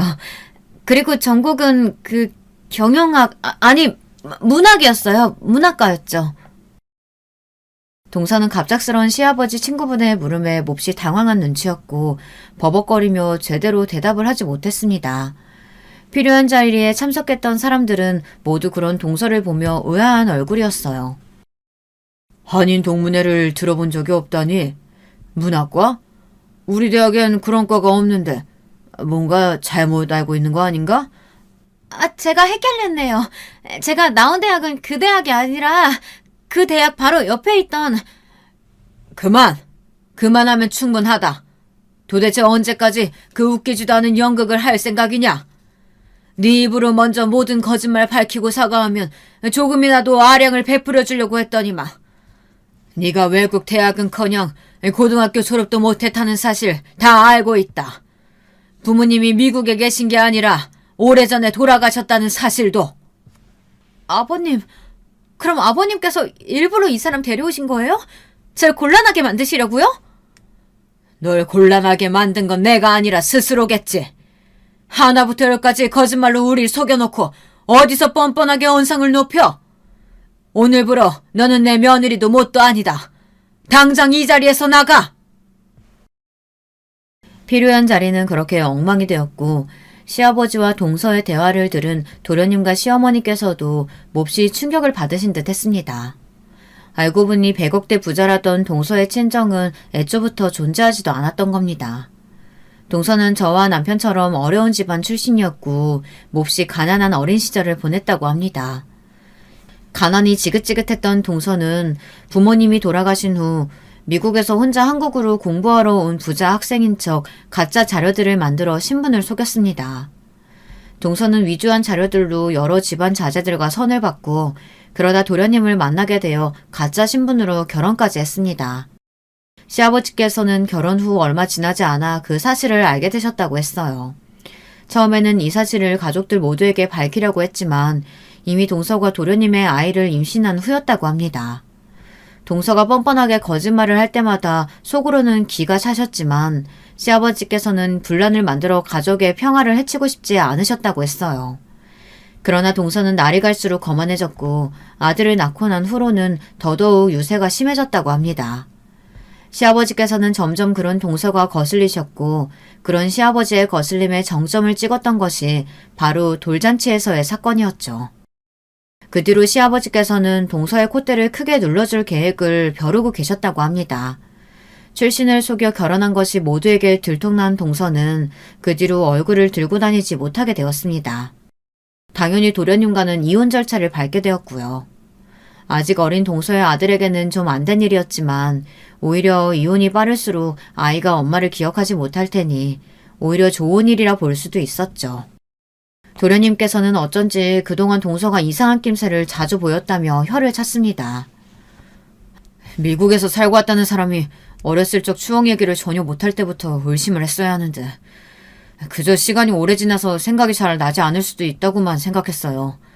돌이켜보면 이상한 점이 많았었는데 왜 한 번도 깊게 알아볼 생각을 하지 않았는지. 동서는 친정이 몹시 부자라고 큰소리를 쳐놓고 혼수조차 제대로 해오지 않았었고 해외 자금이라 처리하는 데 시간이 많이 걸린다면서 돈에 관련된 이야기가 나오면 차일피일 미루기만 했었다고 합니다. 아는 사람의 소개로 시작된 선자리였기에 도련님께서는 조금 의문스럽게만 생각했지 동서의 모든 것이 가짜일 것이라고는 상상도 해보지 못했다고 했어요. 물론 그 지인도 동서의 거짓 자료들에 깜빡 속아 도련님께 선자리를 주선했던 것이었죠. 결혼 후 시간이 지날수록 도련님께서는 동서가 외국에서 오래 교육을 받은 부잣집 자제처럼 느껴지지 않을 때가 많았지만 본인이 괜히 예민하게 구는 것일 거라고 생각하고 애써 넘겨왔다며 자조적인 한숨을 내뱉으셨습니다. 혼인소송 결과 동서는 뻔뻔하게도 억울함을 호소했지만 본인의 신분과 여러 자료들을 위조한 점이 사기 결혼으로 인정되었습니다. 결국 동서는 친권과 양육권을 모두 도련님에게 뺏기었고 엄청난 위자료를 물게 되었죠. 게다가 공문서를 위조한 죄로 형사처벌을 받게 되었다고 하더라고요. 땡전 한 푼 없이 시댁에서 쫓겨났으니 무슨 돈으로 위자료와 벌금을 낼지는 저도 모르겠네요. 또다시 어디선가 신분을 속여 사기를 치고 다닐지도 모르는 일이죠. 아마 전과자가 된 지금 거의 불가능한 일이겠지만요. 저와 남편은 얼마 전 결국 시댁 근처의 아파트로 이사를 오게 되었습니다. 계속해서 거절했지만 시아버지께서는 몹시 완고하셨어요. 이건 저희를 위해서 선물로 주시는 것이 아니라 본인을 위해서 하시는 일이라면서 조금이라도 시댁에서 가까운 곳에서 지내야 얼굴을 더 자주 볼 수 있지 않겠냐며 군마을 말고 들어가 살라는 말씀에 결국 백기를 들게 되었죠. 시아버지께서는 저와 남편의 아파트뿐만 아니라 저희 어머니께서 지내실 집도 마련해 주셨습니다. 한사코 거절했지만 저희 어머니께서 혼자 지내고 계신다는 사실을 알게 되신 후로 신경이 많이 쓰이셨던 모양이더라고요. 돌아가신 남편의 어머니가 생각나 마음이 무거우시다면서요. 동생들 이야기를 듣고 동생들에게까지 도움을 주신다는 걸 한사코 말리느라 혼났네요. 요즘도 여전히 시댁 식구들은 온 가족이 모여 함께 한 달에 한 번씩 저녁 식사를 합니다. 식사 시간마다 매번 재수없게 굴던 동서가 사라졌으니 저녁 식사가 즐겁지 않을 이유가 없었죠. 시아버지 덕에 생전 먹어보지 못했던 고급스러운 음식을 먹느라 요즘 입이 아주 호강하고 있습니다. 제가 살아온 이야기를 이렇게 길게 누군가에게 털어놓는 것은 남편을 제외하고는 처음이네요. 여러분들께서 재밌게 들어주셨을진 모르겠어요. 제가 글재주가 별로 없어서요. 어렸을 적에는 참 세상이 어렵고 힘들고 나에게만 가혹하다고 생각했었는데 요즘은 너무나 행복한 나날들이 이어지고 있습니다. 동생들도 모두 제 갈 길을 찾아 잘 살고 있고 어머니께서도 몹시 정정하시고요. 이 모든 게 전부 저희 남편을 만난 덕에 일어난 일인 것 같아요. 사람에게는 무엇보다도 함께 곁을 지켜주는 사람이 가장 중요하다는 것을 느끼는 요즘입니다. 여러분의 곁에도 저처럼 좋은 사람들만이 가득하기를, 그리고 언제나 평안하고 행복한 삶이 되시기를 바랄게요. 감사합니다. 여러분, 두 번째 사연 시작하기 전에 좋아요, 구독 꼭 눌러주실 거죠? 그럼 두 번째 사연 바로 시작합니다. 안녕하세요. 저는 서울에서 두 딸과 남편과 행복하게 사는 40대 여자입니다. 얼마 전에 저한테 인생 최고의 사건이 일어났어요. 도저히 혼자만 알고 있기엔 아까워서 제보하게 됐습니다. 저는 제가 이런 경험이 생길 줄은 전혀 기대도 하지 않고 살았는데 동서가 저를 이렇게 만들어줬어요. 동서는 제가 태어나서 만난 사람 중에 제일 특이한 사람이거든요. 여러분도 제 사연 한번 들어보시고 동서에 관해 판단해 주시길 바랍니다. 제 사연을 말하려면 가장 먼저 제 배경에 대해 말하고 넘어가야 이해가 쉬워서 짚고 넘어가자면 저는 지극히 평범한 가정에서 태어났어요. 충분하게 여유로운 집안도 아니고 그렇다고 가난해서 밥을 굶는 집도 아니고 진짜 말 그대로 평범한 집안에서 자랐습니다. 공무원이었던 아버지와 집에서 살림하셨던 어머니, 그리고 저와 남동생 2명까지 그렇게 우리 5가족은 적당히 화목하고 적당히 서로 싸우면서 자랐어요. 남동생들이 저와 나이가 그렇게 터울이 많지 않아 어린 시절을 생각하면 셋이 놀이터에서 하도 놀아서 온몸이 흙으로 덮였던 기억이 납니다. 여자 형제가 없어서 다소 과격했던 저는 하필 나이도 첫째라 동생들을 통솔해야 해서 성격이 어렸을 때부터 장난 아니었대요. 제 기억 속에는 없는데 엄마 말로는 동생들을 괴롭히면 제가 집에서 누워있다가도 일어나서 직접 괴롭힌 아이들을 찾아가서 응징해줬다고 하더라고요. 그 덕분인지 남동생들과는 지금까지도 그렇게 막 사이가 나쁘진 않습니다.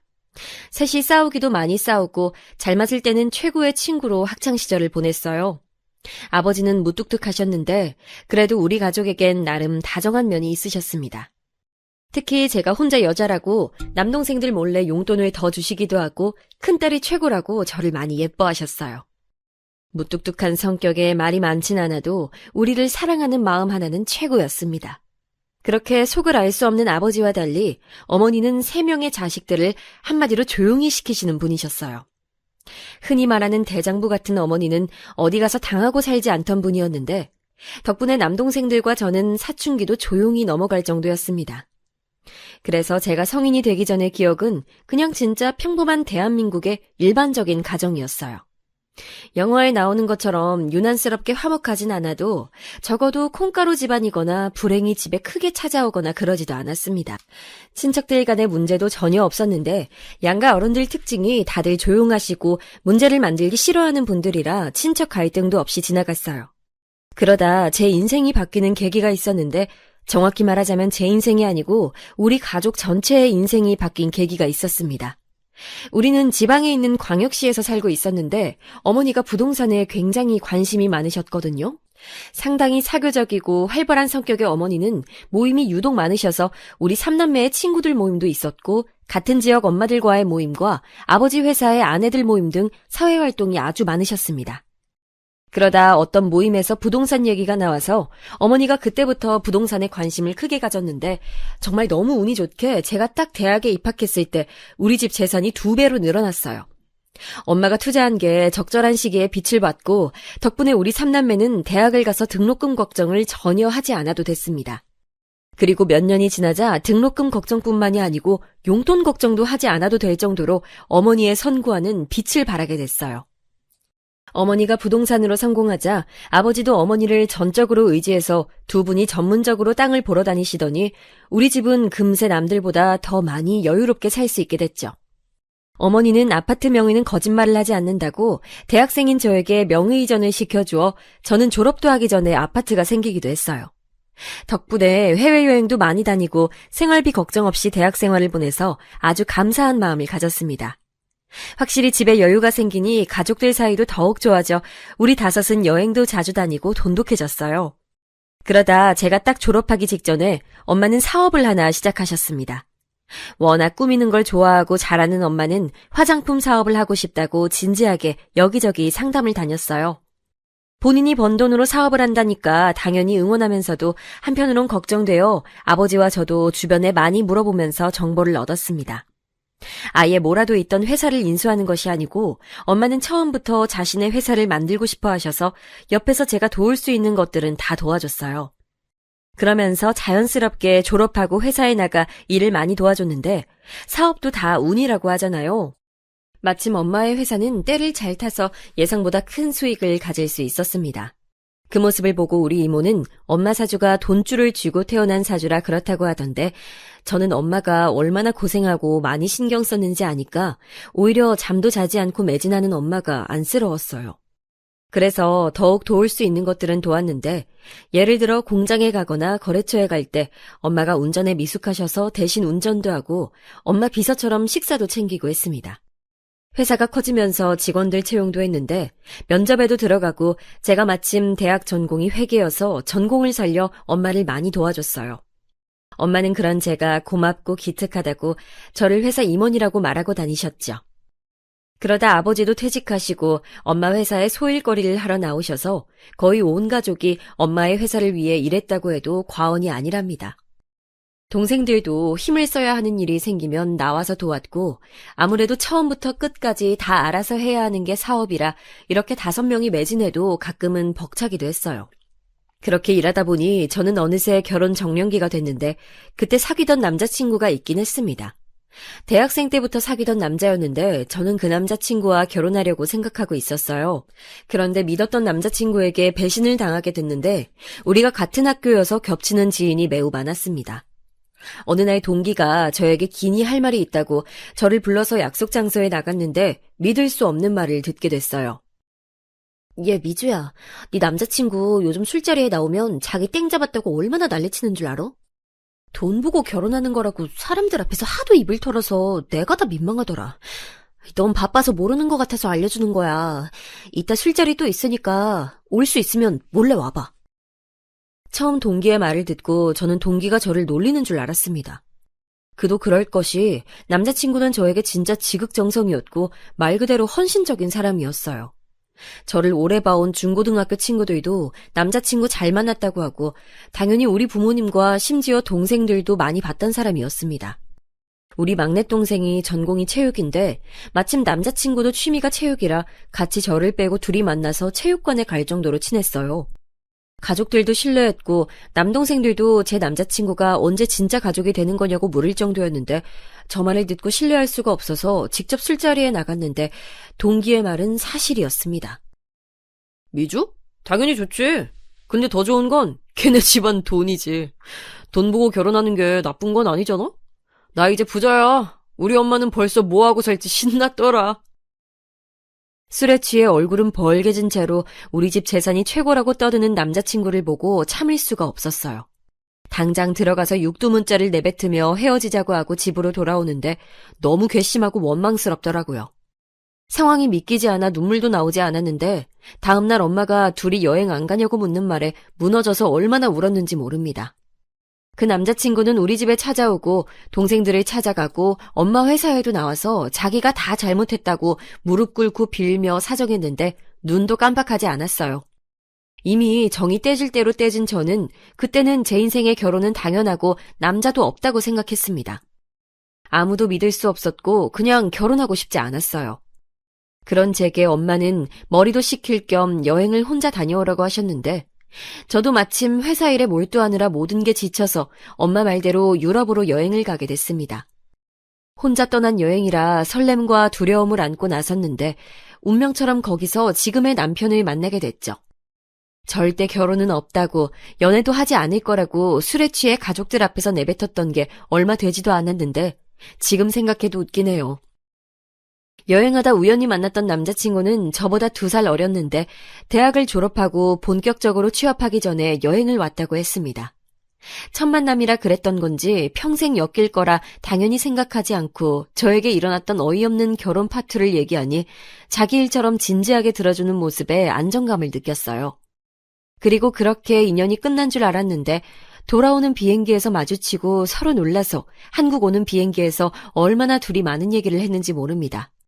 한국에 도착하고 서로 연락처를 교환하고 몇 번 더 만났는데 그렇게 진지하게 연인 관계로 발전하게 됐어요.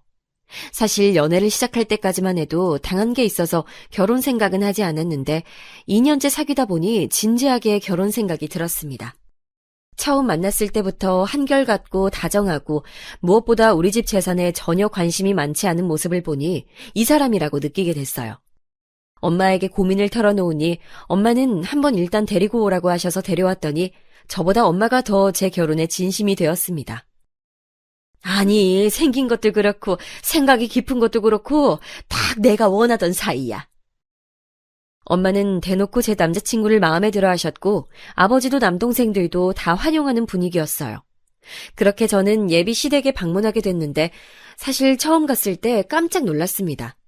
왜냐하면 평소에 남자친구가 말하지 않아 몰랐는데 시댁은 가정 형편이 그렇게 좋은 편은 아니었어요. 찢어지게 가난하지는 않아도 여유롭게 살고 있진 않았는데 그래도 제가 인사 온다고 하니까 시어머니가 상다리 부러지도록 음식을 많이 준비해 주셨습니다.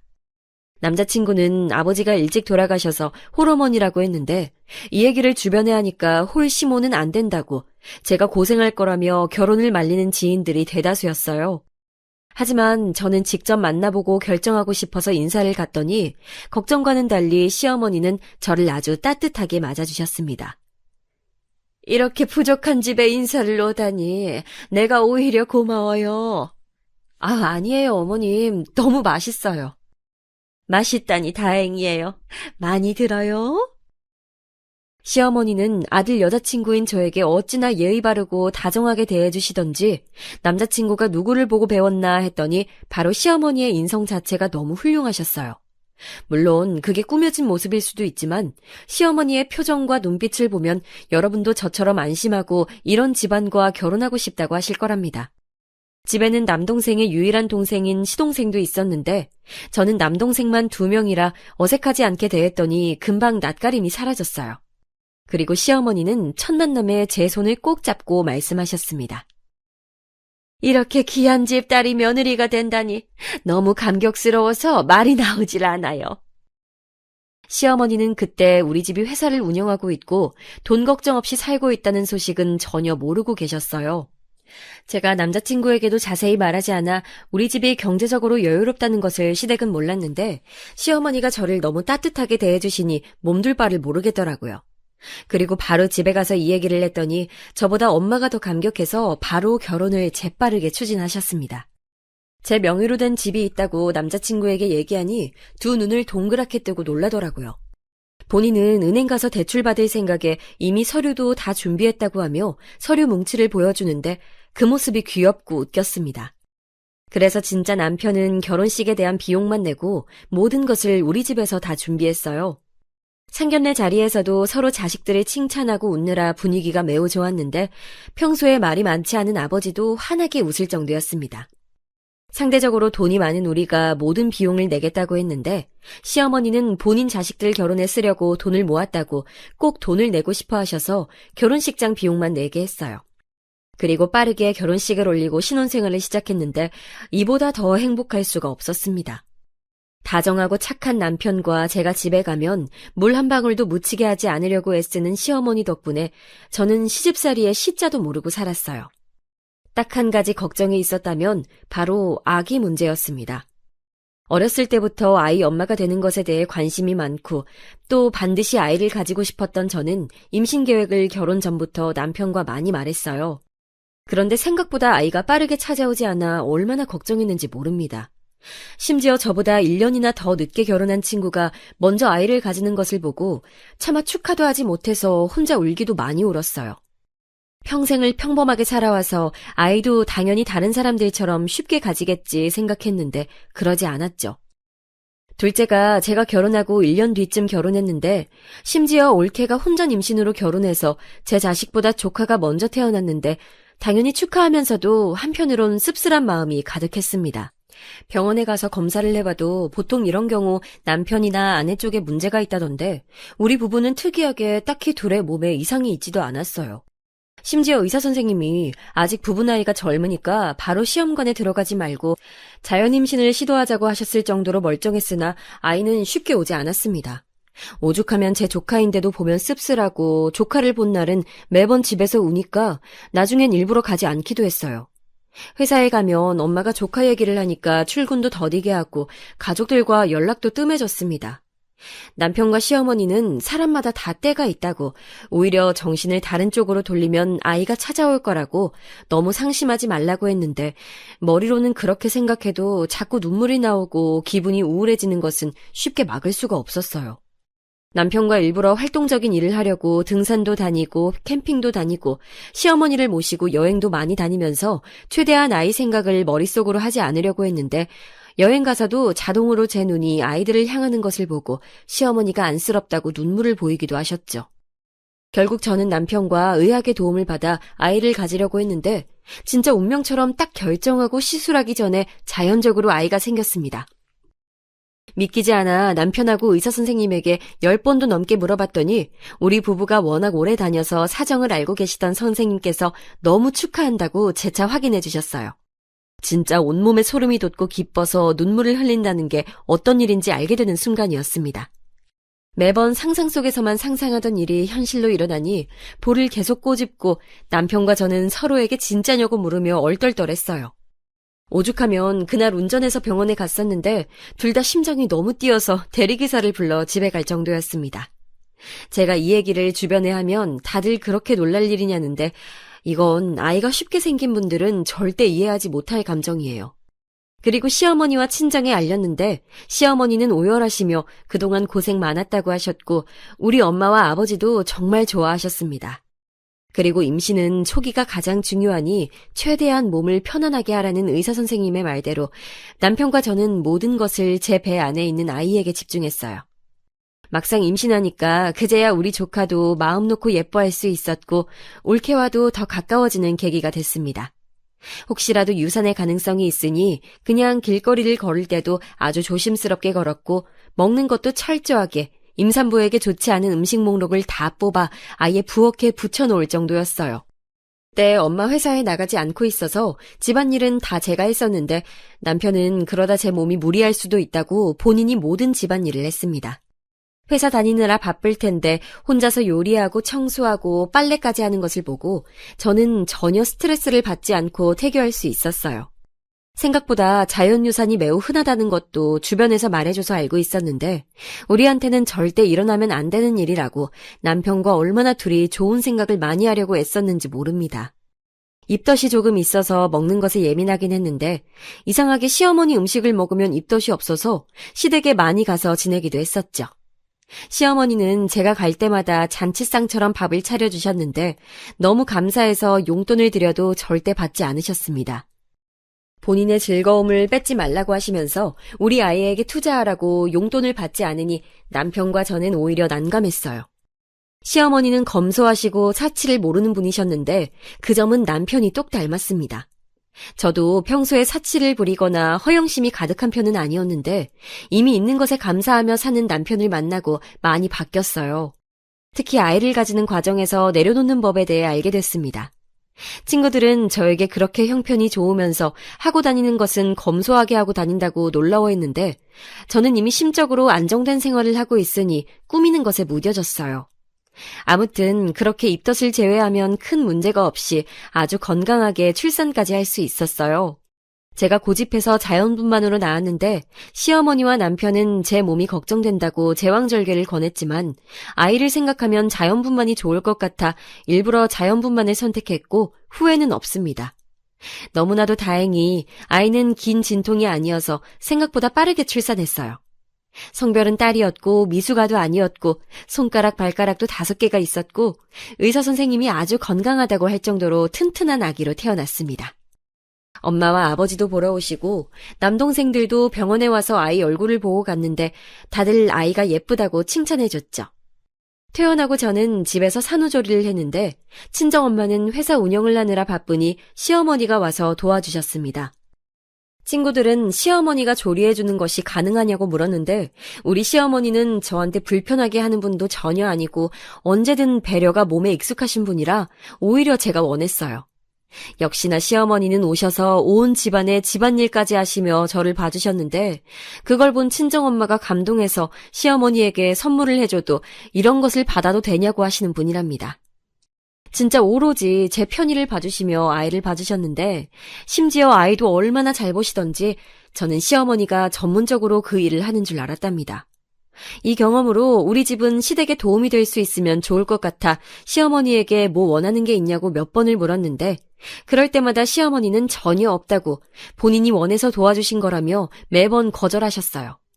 그러다 남편과 얘기가 나왔는데 사실 그때 시동생이 대학 졸업을 한 지 몇 년이 지났는데 취직하지 못하고 있었거든요. 제가 갑자기 그 생각이 들면서 괜찮으면 도련님을 우리 엄마 회사에서 일하게 하는 것은 어떤지 말을 꺼냈습니다.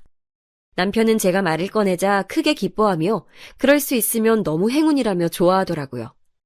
그 모습을 보고 진작 말할 걸 후회하며 시어머니와 도련님에게 말했더니 당연히 두 분도 좋아했습니다.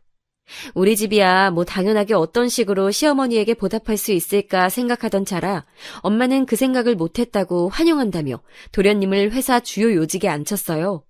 그리고 정신없이 육아하며 바쁘게 지내고 있었는데 원래 아이는 한 번 생기면 쭉 생긴다고 하잖아요. 원래 2명을 낳고 싶어 했지만 첫째가 하도 생기지 않아 어려움이 있어서 혹시라도 생기지 않으면 그냥 1명으로 만족하고 살자고 남편하고 이미 얘기했었는데 바로 아이가 또 찾아오게 됐습니다. 터울은 2살 차이가 났고 제가 둘째 소식을 양가에 알리니 시어머니가 저보다 더 좋아하셨어요. 우리 시어머니는 첫째가 딸이라 자기는 딸을 키워본 적이 없어서 제가 조심스러웠다며 첫째도 어찌나 조심스럽게 대하셨는지 모릅니다. 뭘 먹여도 저에게 먼저 물어보고 아이한테 예쁘고 고운 말만 해주셔서 너무 감사했어요. 첫째 때 입덧이 있었던 것과 달리 둘째는 입덧이 전혀 없었습니다. 그래서 첫째보다 더 편하게 태교할 수 있었는데 그렇게 아이를 기다리다 뜻밖의 소식을 듣게 됐어요. 바로 도련님의 갑작스러운 결혼 발표였습니다. 결혼은 축하할 일이었는데 제가 놀란 것은 그게 아니고 바로 예비동서의 임신 소식이었어요. 무려 혼전 임신으로 결혼하게 됐다고 우리에게 털어놓는 도련님을 보고 너무 놀라서 애가 떨어지는 줄 알았답니다. 임신한 지 얼마 됐는지를 들어보니 우리 아이와 겨우 몇 주 차이였어요. 일단 축하하고 되게 급하게 결혼하게 된 도련님. 아니 이제 서방님이라고 호칭할게요. 서방님 부부를 최대한 도와주고 있었는데 어느 날 서방님이 동서 없이 우리를 불러놓고 말했습니다. 자기가 형수네 집이 운영하는 회사에 다닌다는 소식을 동서는 모른다며 비밀로 해달라고 하더라고요. 뭐 저야 그때는 불편할 수 있다고 생각하며 당연히 그러라고 말하고 넘겼는데 이게 큰 화를 가져올 줄은 전혀 몰랐습니다. 그리고 결혼 준비를 하며 저는 너무 놀랐는데 예비동서의 태도 때문이었어요. 서방님과 동서는 돈이 부족해서 제가 몰래 돈을 줘서 시어머니가 모은 돈과 합쳐 건넬 정도였는데 동서가 바라는 게 너무 많았습니다. 본인은 혼수도 겨우 해오면서 시댁에 바라는 건 어찌나 많은지 시어머니 얘기를 듣고 깜짝 놀랐어요. 시어머니는 평소에 그런 말을 하는 분이 전혀 아닌데 저에게 속상하다고 얘기를 터놓으셨습니다. 동서는 예단으로 500만 원을 준비했다고 하며 시어머니 보고 예물을 구체적으로 콕 집어서 원했대요. 그런데 그 예물로 말한 것이 합쳐서 5천은 되는 수준이었습니다. 시어머니는 당장 그걸 어떻게 해주냐고 하시며 그래도 며느리가 집안에 들어오는데 못 해준다고 할 수도 없고 고민이라고 하셨어요. 그 말을 듣고 저는 제가 대준다고 했는데 워낙 시어머니가 저를 예뻐하고 해주신 게 많아 저한테는 당연한 결정이었습니다. 아니야, 아가. 내가 괜히 말했다. 너에게 부담 주려고 한 말은 전혀 아니야. 미안해. 입이 방정이다. 에이, 아니에요. 임신까지 해서 결혼하니까 최대한 잘해줘야죠. 그 대신 어머님, 제가 좋다고 하진 마세요. 시어머니는 5번이나 거절하고 결국 받으셨는데 저에게 연신 미안하다고 하셨어요. 그렇게 서방님 부부는 돈이 어디서 나왔는지도 모른 채 원하던 가방과 시계와 옷을 예물로 받을 수 있었답니다. 그때 제가 임신한 상태라 최대한 남에게 베풀고 싶었는데 그게 다 나중에 우리 자식들에게 돌아올 거라고 믿었기 때문이에요. 제가 출산하기 전에 서방님과 동서는 결혼식을 올렸고 축의금도 섭섭지 않게 많이 줬습니다. 동서는 화려하고 예쁘게 생겼는데 생긴 대로 꾸미는 것에 굉장히 관심이 많았어요. 항상 머리부터 발끝까지 꾸미고 다녔고 볼 때마다 옷이 바뀌었습니다.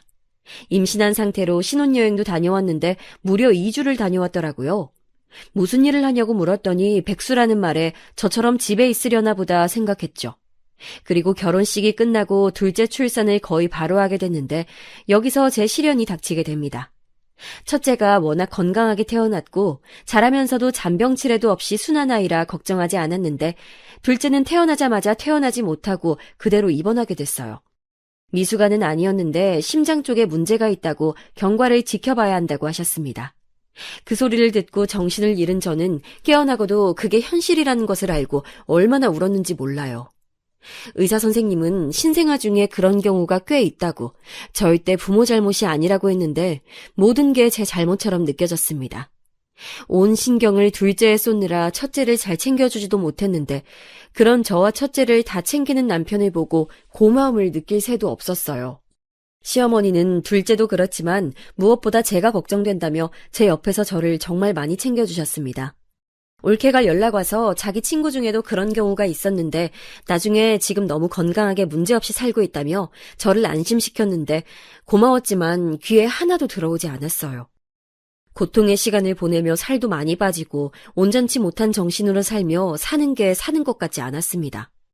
제가 지옥 속에 빠져있는 동안 동서도 출산하게 됐는데 동서 아기는 너무나도 건강하게 태어나서 이미 퇴원하고 조리원에 있다는 소리를 듣고 축하하는 마음이 들면서 왜 우리 아가는 저러지 못하는 건지 얼마나 자책했는지 몰라요. 생각하기도 싫은 그 기간이 지나고 둘째도 퇴원하게 됐는데 아이가 아프니까 저한테 최우선은 다른 것도 아니고 무엇보다 우리 아이들의 건강이었습니다. 그래서 특히 아이들이 어릴 때는 최대한 바깥 음식을 먹이지 않고 모든 음식을 제가 만들었어요. 무엇보다 먹는 것이 중요하니까 간식도 유기농으로 만들고 아이들 건강에 많은 신경을 썼습니다. 그도 그럴 것이 둘째가 병원에 정기적으로 가야 하니까 더 그랬어요.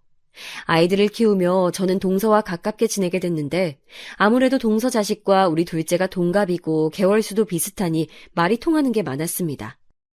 그런데 어릴 때는 그래도 괜찮았는데 아이들이 크면서 불편한 상황들이 지속됐어요. 무엇보다 양육 방식에 관해 의견 차이가 생겼는데 저는 둘째가 건강이 좋지 않았던 것도 있고 원래 남편과 저는 아이들에게 학업 스트레스를 주고 싶지 않았습니다. 아이들이 건강하고 바른 정신으로 자라면 그것보다 좋은 게 뭐가 있냐는 주의여서 어릴 때부터 공부에 대한 부담을 주고 싶지 않았어요. 그리고 자고로 공부란 시켜서 하는 게 아니고 본인이 원해야 하는 거라고 생각이 아주 컸습니다. 남편도 저도 서울에 있는 대학교를 졸업했는데 다행히 교육관이 같아 안심했었죠. 물론 아이들이 원한다면 누구보다 더 지원해줄 자신은 있었으니 방관은 전혀 아니었어요. 무엇보다 그때 아이들 나이가 첫째는 7살이고 둘째는 5살이어서 동서의 말에 더 놀랐는데 동서는 저에게 이렇게 말했습니다. 형님, 솔직히 지금도 늦었어요. 지금이라도 영어를 시켜야 애들 나중에 초등학교 가서 무시 안 당해요. 동서는 아이 교육에 엄청난 관심을 보였는데 동선의 아들은 영어 유치원에 다니고 있었거든요. 그걸 되게 자랑스러워했습니다. 제가 듣기론 아이 교육에 너무 돈을 많이 써서 서방님이 회사에서 연봉 협상을 할 때도 과하게 요구한다고 엄마한테 이미 들은 게 있었거든요. 아이 교육에 관심이 많은 거는 본인 생각이고 각자 다른 주관을 가지고 있으니 상관없었는데 자꾸 우리 아이들도 자기 아들처럼 그래야 한다고 하니까 점점 불편해졌습니다.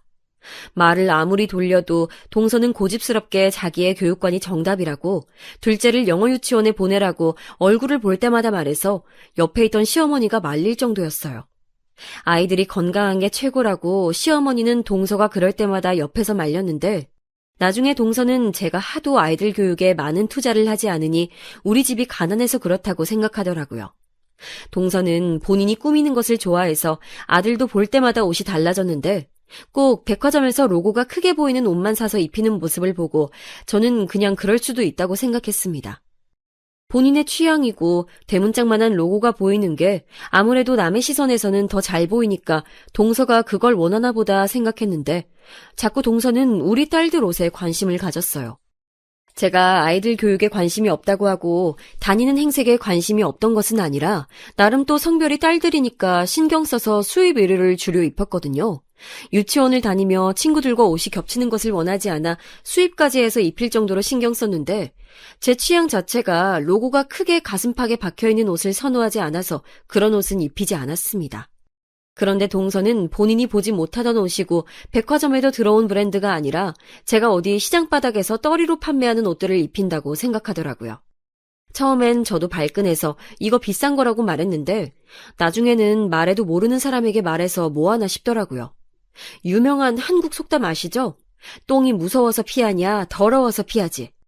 그 말처럼 저는 그냥 제가 동서를 안 보는 게 마음 편해서 점점 거리를 두었는데 그래도 가족이라 1년에 적어도 3번은 만나게 되더라고요. 또 동서가 불편한 거지 시어머니는 저에게 여전히 너무 잘해주시고 계셨고 제가 둘을 키우니 걱정된다며 집에 와서 봐주기도 하셨어요. 둘째랑 병원에 갈 때도 첫째를 봐주시고, 반대로 제가 첫째 행사에 가야 한다면 당신이 직접 둘째를 데리고 병원에 가셨죠. 여전히 용돈은 거절하셔서 제가 보답하는 방법은 오로지 얼굴을 자주 보러 방문하는 거였습니다. 시어머니는 아들 둘이 다 결혼해서 나가 사는데 남편도 없으니 확실히 서방님이 결혼하시고 외로움을 좀 타셨어요. 그래서 일부러 남편이 출근하고 아이들도 유치원에 가면 혼자 시댁에 가서 어머님과 놀다 오기도 했답니다. 그런데 동서 아들도 시어머니가 시간 날 때마다 봐주시니 동서도 시댁에 자주 왔어요. 그래서 아무리 피해도 자꾸 마주치는 사이였죠. 그냥 한 귀로 듣고 한 귀로 흘리며 무시하고 지내고 있었는데 한 가지 걸렸던 것은 동서가 너무 시어머니에게 육아를 강요하는 거였어요. 워낙 인품이 좋으시고 또 아이들에게 건강한 것만 먹이는 시어머니라 저도 의지를 많이 하긴 했지만 동서는 그게 지나쳤습니다. 본인 아들을 시어머니에게 봐달라고 하고 맡기고 자기는 백화점에 가서 쇼핑하고 오는데 심지어 선물도 하나 사오지 않더라고요. 그냥 좋은 게 좋은 거지 생각하다 저도 모르게 언제는 말이 나와 다툼을 한 적도 있습니다. 형님이 뭔데 저한테 그러세요? 어머님도 가만히 있는데 왜 형님이 그러세요? 지금 어머님 대신 저 시집살이 시켜요? 뭐? 무슨 말을 그렇게 해. 난 어머님이 종일 봐주시니까 뭐 과일이라도 사오는 게 예의라는 거잖아. 그걸 왜 형님이 뭐라고 하냐고요. 어머님도 가만히 계시는데. 그래, 내가 미안하다, 미안해. 그냥 저는 좋게 동서에게 이렇게 주말에 종일 맡길 거면 사과라도 한 봉지 사오는 게 좋지 않냐고 웃으면서 물어본 건데 저렇게 싸납게 나오니 할 말이 없더라고요. 시어머니가 중간에서 난감해하는 모습을 보며 겨우 꾹 참고 집에 와서 남편에게 얼마나 욕했는지 모릅니다. 그런데 동서는 한술 더 떠서 저에게 문자까지 보내며 뭐라 하더라고요. 형님이 뭔데 자기한테 그러는지 모르겠다고 시누이도 아니고 같은 며느리 입장인데 왜 그러냐고 따지는 문자를 보고 기가 막혀 그때 한 2년 동안 동서를 보지 않았습니다. 시어머니도 동서가 저에게 소리 지르며 뭐라 하던 모습을 기억하고 동서가 있으면 시어머니 집에 가지 않는 저를 이해해 주셨어요. 그래서 명절 때도 서로 겹치지 않게 서로 남편을 통해서 일정을 조율하고 시어머니 생신도 따로 챙겼습니다. 저는 잘못한 게 없으니 당당했는데 동서도 똑같이 생각하더라고요. 저일 뿐만이 아니고 평소에 우리 아이들 교육이나 발달 과정에 대해서도 워낙 참견을 많이 해서 2년 동안 얼마나 편했는지 모릅니다. 2년이 지나고 화해 아닌 화해를 둘이 하게 됐는데 시어머니가 제게 부탁하며 말씀하시기도 했고 무엇보다 우리 가족에게 아주 기쁜 일이 생겨 좋은 마음으로 제가 먼저 다가가게 됐어요. 기쁜 일이 무엇이냐면 그때 마침 우리 둘째가 큰 수술을 해야 했는데 그게 성공적으로 끝나게 됐다는 소리였습니다. 예전처럼 한 달에 한 번씩 경과를 보지 않아도 되고 이제 1년에 한 번만 오라는 의사의 말을 듣고 너무 기뻐서 그 자리에서 둘째를 안고 엉엉 울어버렸어요. 저도 저지만 무엇보다 우리 둘째가 병원에 다니고 또 친구들과 마음 놓고 놀지도 못하는 모습을 보며 마음이 아파서 몰래 새벽에 울었던 날이 한두 번이 아니라 그때의 기분은 말로 설명하지 못합니다. 하늘을 날 수 있다고 해도 그날의 기분을 이길 수는 없을 것 같아요. 물론 완치는 아니고 경과를 지켜봐야 한다고 했는데 그래도 적어도 예전처럼 노심초사하지 않아도 된다는 소리를 듣고 집에서 파티만 3번을 했을 정도로 우리 가족에겐 뜻깊은 일이었어요. 그래서 그때는 너무 기분이 좋아 시어머니의 조심스러운 부탁에 제가 먼저 동서에게 전화를 걸어 이제 예전처럼 같이 얼굴도 보고 하자는 말을 했더니 동서도 알겠다고 하더라고요. 그리 반기지 않는 말투였지만 신경도 쓰이지 않았고 그렇게 다시 교류하게 됐는데 그 뒤로는 한동안은 잠잠했습니다. 그리고 저도 자식들이 둘 다 초등학교에 가고 고학년이 되면서 시간이 많이 생겨서 다시 회사에 많이 출근하기 시작했어요. 그동안 아이들을 키우면서도 재택으로 그리고 종종 나가서 일했었는데 이제 완전히 출근하며 회사 일을 다시 하니까 그동안 엄마로서 살다 사회생활을 하니 즐겁더라고요. 그래서 출근해서는 열심히 일하고 퇴근해서는 엄마의 역할을 하며 아주 즐겁게 지내고 있었답니다. 그러다 사건이 하나 터지게 됐는데 이게 오늘 사연의 하이라이트예요. 이걸 설명하기 전에 우리 둘째에 대해 조금 더 설명하자면 둘째는 큰 수술이 경과도 아주 좋으니 이제 특별한 경우가 아니라면 병원에 검사를 오지 않아도 된다는 행복한 소식을 듣게 됐어요. 그리고 어릴 때 아파서 친구들과 자주 놀지 못했는데 그럴 때마다 아이는 혼자 책을 되게 많이 읽고 언니인 첫째랑 많은 시간을 보냈어요. 그러면서 자연스럽게 습득하는 지식도 많았고 언니와 종일 붙어 있으니 선행학습까지 하게 됐는데 저와 남편의 생각보다 둘째는 많이 똑똑했습니다. 학부모 상담에 가면 선생님들이 저에게 아이가 공부를 잘하니 진지하게 영재학원을 보내라고 하셨죠. 남편과 저는 공부를 잘한다는 말에 당연히 기분은 좋았는데 그러면서도 한편으로는 아이가 평범하게 자라길 바라는 마음도 있었습니다. 이게 무슨 소리야 할 수도 있는데 아픈 아이를 둔 부모님들은 제 말이 무슨 뜻인지 아실 거예요. 평범하게 자라는 것도 복이라고 생각하던 차라 무엇보다 아이의 의견이 중요하다고 생각해서 둘째에게 조심스럽게 물어봤더니 자기는 공부가 좋다고 하더라고요. 그 말에 남편과 저는 딸에게 하기 싫으면 언제든지 그만두어도 된다고 하며 수준 높은 학원에 보내며 아이를 키우고 있었는데 남편도 그렇고 저도 그렇고 이런 얘기를 어디 가서 하는 편이 아니에요. 그래서 아이가 공부를 잘해서 영재학원에 다닌다는 소식은 시어머니도 우리 친정엄마도 모르고 있었습니다. 저는 그냥 노파심에 언제라도 그만둘 수 있으니 말하지 않는 게 낫다고 생각해서 그랬던 거였어요. 그러다 사건이 하나 터졌는데 바로 우리 딸이 경시대회에 나가 1등을 하게 됐습니다. 그런데 우리 부부는 전혀 몰랐는데 동서 아들도 그 대회에 참가했었더라고요. 처음 나간 대회에서 우리 딸이 당당히 1등을 하니 너무 기분이 좋았는데 누가 갑자기 제 앞을 가로막아 놀라서 봤더니 바로 동서였어요. 형님, 예빈이 언제부터 이런 대회에 나왔어요? 동서, 인사도 없이 깜짝 놀랐네. 우리 딸 대회는 이번이 처음이야. 예빈이가 그렇게 공부를 잘했나요? 전혀 몰랐어요. 소리 소문도 없이 아무도 몰래 준비했나 보네요? 무슨 말을 그렇게 해? 우리 딸 공부 잘해. 그러니까 상도 탄 거지. 인사도 없이 우리 둘째를 노려보며 말하는 동서를 보고 기분이 나빠 그대로 자리를 피했습니다.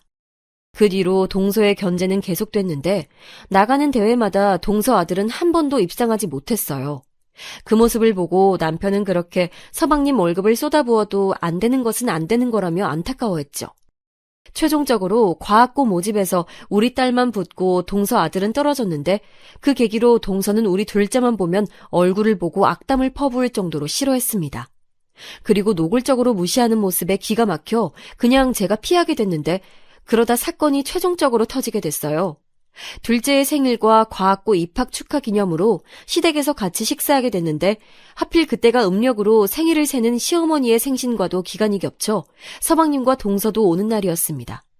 그래도 시어머니 앞인데 설마 그러겠어 하는 마음에 갔는데 우리가 인사해도 모른 척하고 쌩하게 지나가는 동서 모습을 보고 남편과 저는 서로 눈빛을 교환했죠.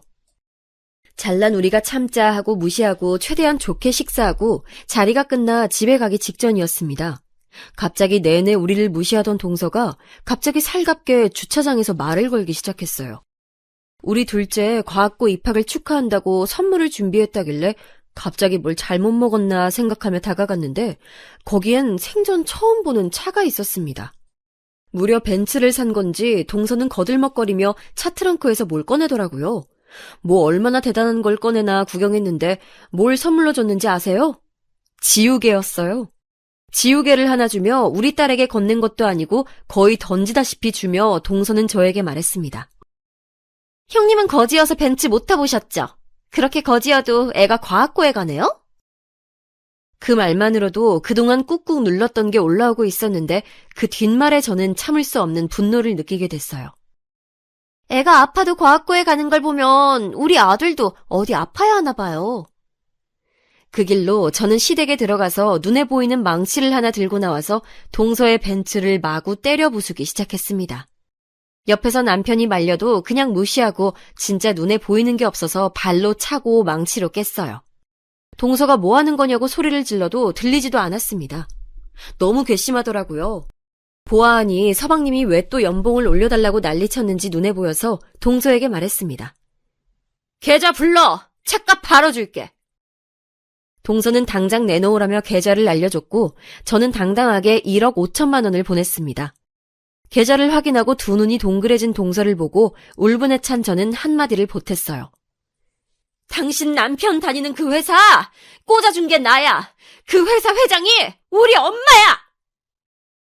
제 말에 동서는 믿을 수 없다는 표정을 했고 옆에 있던 서방님에게 저는 당당히 말했어요. 은혜를 이런 식으로 갚냐고 소리 지르니 서방님은 아무 말도 하지 못했습니다.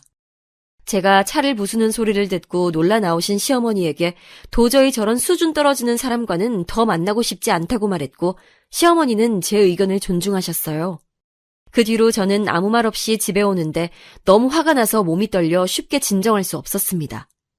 단순히 이번 벤츠 사건 때문에 갑자기 그런 게 아니고 그동안 동서가 우리 집 형편을 자기 맘대로 생각하며 무시했던 게 한두 번이 아니라서 그렇게 행동했던 거였어요.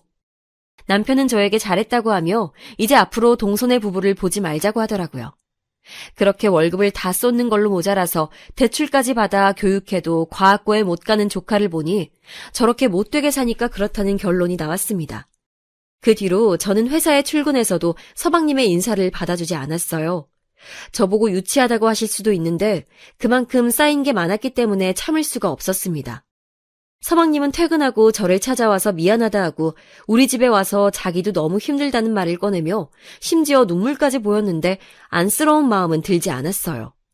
동서도 저에게 몰랐다고 죄송하다고 문자를 10개도 넘게 보냈는데 나중에는 보기도 싫어서 차단까지 하게 됐습니다. 그리고 시댁 행사에서도 동서를 봐도 동서가 저에게 했던 것처럼 똑같이 사람 취급하지 않고 무시했어요. 마음 같아선 서방님도 해고하고 싶었는데 남편은 죄가 없으니 남편 동생이라는 이유로 그렇게 하진 않았답니다. 다만 본인이 찔렸는지 더 열심히 일하고 더 연봉을 무리하게 올려달라는 말을 꺼내진 않았어요. 그리고 마지막으로 동서에게 당신 결혼할 때 받은 예물, 시댁에 올 때마다 자랑하던 그 가방과 시계도 내 돈이라고 하니 아연실색하며 아무 말도 하지 못하더라고요. 시어머니도 저에게 그동안 고생 많았다고, 자기도 동서가 달갑지 않다고 하시며 거리를 두기 시작하셨습니다. 서방님이 남편에게 사정해서 얻어낸 동서가 다니던 골프장 회원권도 끊어버렸어요. 알게 모르게 제 쪽에서 나가는 돈이 많았다는 사실을 보고 저도 놀랐답니다. 지금은 그래서 너무 행복하게 우리 딸들과 남편과 시어머니를 챙기며 행복하게 살고 있어요. 벤츠를 부실 때 속이 다 시원하고 얼마나 통쾌했는지 모릅니다. 제 사연은 여기까지인데 어떻게 들으셨는지 모르겠어요. 친구들에게 말하니 다들 너무 재밌다고 하던데 저도 한 번도 후회한 적은 없네요. 앞으로도 쭉 발 뻗고 잘 수 있을 것 같습니다. 들어주셔서 진심으로 감사합니다. 가족들과 행복한 나날 보내시길 바랄게요.